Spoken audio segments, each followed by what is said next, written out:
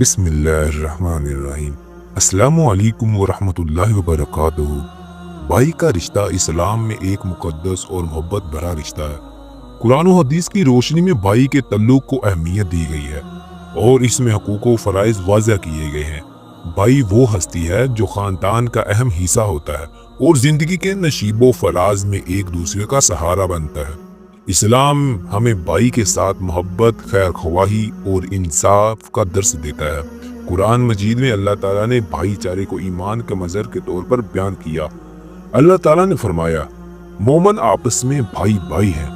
حدیث نبوی صلی اللہ علیہ وسلم میں بھی بھائی کے لیے حقوق واضح کیے گئے ہیں، جیسے اس کی عزت کی حفاظت کرنا، اس کی ضروریات کا خیال رکھنا اور مشکل وقت میں مدد فراہم کرنا۔ نبی کریم صلی اللہ علیہ وسلم نے فرمایا، مسلمان کا بھائی ہے، نہ اس پر ظلم کرتا ہے اور نہ اسے بے سہارا چھوڑتا ہے۔ بھائی کا رشتہ محبت، ہمدردی اور خلوص پر مبنی ہوتا ہے۔ اسلام ہمیں سکھاتا ہے کہ بھائیوں کے درمیان اختلافات کو ختم کریں اور صلح محبت کا ماحول پیدا کریں تاکہ خاندان مضبوط اور معاشرہ خوشحال ہو۔ بھائی وہ ہستی ہے جو باپ کے مرنے کے بعد خاندان کا سربراہ ہوتا ہے اور وہ پھر ساری مشکلات کا حل۔